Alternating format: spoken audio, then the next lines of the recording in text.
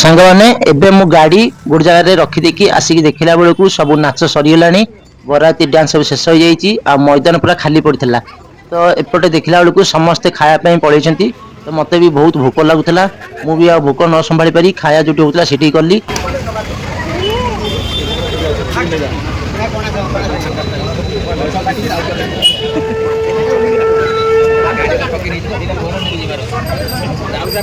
ଆଉ ଦେଖିଲି ବହୁତ ଖୁସି ଲାଗିଲା ଯେ ବସିକି ଖାଇବା ମଧ୍ୟ ବ୍ୟବସ୍ଥା ହେଇଥିଲା।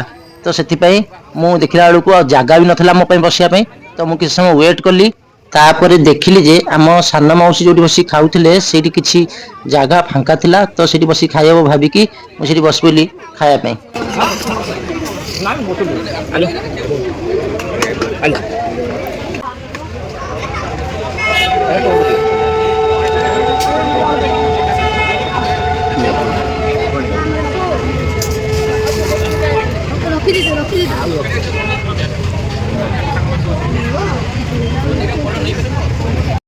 ସାଙ୍ଗମାନେ ଦେଖନ୍ତୁ ଇସୁ ଏଠି ଖାଇ ଚାଲିଛି ଆଉ ପୁପୁ ବି ଏଠି ଖାଇ ଯାଇଛି।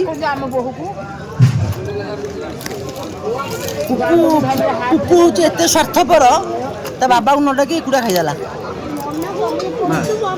ଆଉ ନିମା ବି ଏମିତି ପୁପୁ ଇସୁ ଧରିକି ପଳେଇ ଆସିଛି ମତେ ବି ଡାକିଲେନି। ପାଖରେ ବସିଥିଲି ବୋଲି ତନୁ ଯାଇପାରିଲାନି। ଟୋନିକି ଦେଖିକିରି ତନୁ ଖାଉଛି ଟିକେ ଟିକେ। ଟୋନି ବି ଆମ ସାନ ମାଉସୀ ଏଠି ବସିକି ଖାଉଛନ୍ତି। ଭାଉଜ କହ ଇଏ ହଉଛନ୍ତି ବାବୁନୁ ନାନାଙ୍କ ଭାଉଜ। ଭାଉଜ ଲାଜଉଛନ୍ତି।